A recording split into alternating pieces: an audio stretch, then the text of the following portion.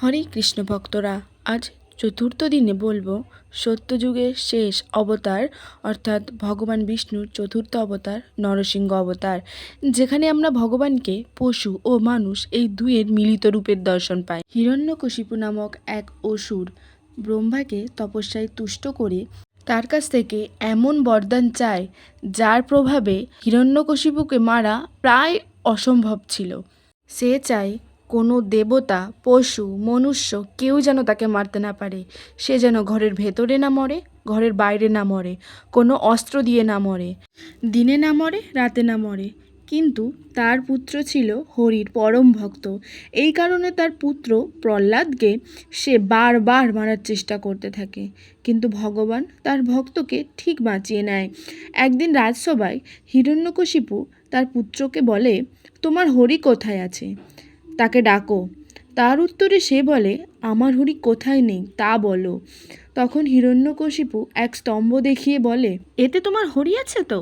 প্রহ্লাদ উত্তরে বলে, অবশ্যই। ও প্রহ্লাদ ওং নমঃ ভগবতে বাসুদেবায় নমঃ এই মন্ত্রের জপ করতে থাকে।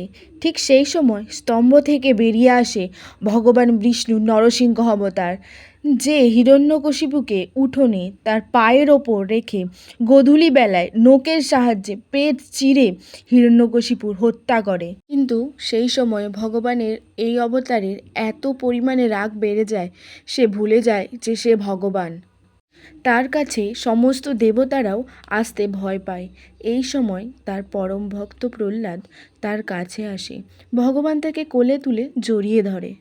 তখন ভগবান প্রহ্লাদকে প্রশ্ন করে, সবাই আমাকে দেখে ভয় পাচ্ছে, তবে তুমি কিভাবে আমার কাছে আসলে? উত্তরে প্রহ্লাদ বলে, আমি ভেবেছিলাম তুমি যখন আমার সামনে আসবে তখন প্রথমে আমি তোমার চরণ দেখব, তারপর বক্ষ, তারপর মুখমণ্ডল।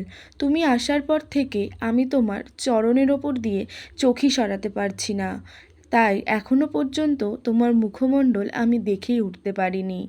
এই হলো ভগবান ও ভক্তের অটুট অবর্ণনীয় ভালোবাসা।